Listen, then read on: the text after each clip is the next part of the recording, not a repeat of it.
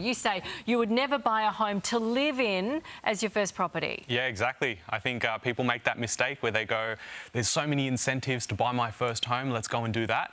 But my borrowing capacity basically goes to waste. So I would rather go and invest in high cash flow, high growth properties, build out that wealth, and then come back and buy the dream home when you can actually afford it. Okay, you would never take advice from someone that isn't an expert. I think we have all of these people in our lives, the random uncle at the barbecues that tell us we should do X, Y, and Z, but have never done it in their lives. So I would only stick to advice from the professionals or people who've done it before. And, you know, if your goals are aligned with that, then that's what you should follow, but not just some random advice that maybe your Uber driver gave you. Yeah, or something that worked many, many years ago and may not be relevant. You'd never save 20% deposit.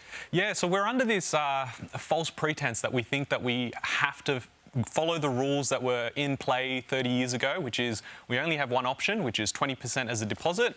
But now we have so many lenders, institutions, and so many schemes out there that allow us to, you know, purchase a home with a lot less than 20%. There's things like lender's mortgage insurance, but that's what your broker can tell you about. But there are options to get in. And by the time you save the 20%, the market's moving even faster than what you can save. So it makes it really difficult to get into the market. This one feels like a no-brainer, but not always followed, right? Never spend more than you make. I just can't believe how many people still don't get this. It's, you know, using a credit card to go on a holiday to impress people you don't actually like. And it's the same thing with things you buy. It just makes no sense. So just spend money you have, live within your means, and you can do this pretty comfortably. And finally, never live without a budget. How do you do a budget? Well, I've talked about this before. It's the 50-30-20 ratio. It keeps it really simple as a framework. So 50% go towards your shelter, your bills, the things that are necessities.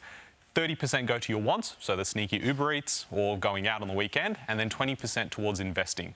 But the ones that make a lot of wealth, especially if they're young in their 20s and 30s, they try and get that 20% as high as possible. So living with parents for as long as possible is probably the way to go. Oh. Okay, good luck with that.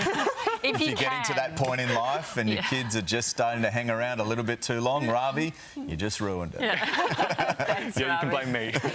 And of course, we remind viewers to always seek professional advice when dealing with finances.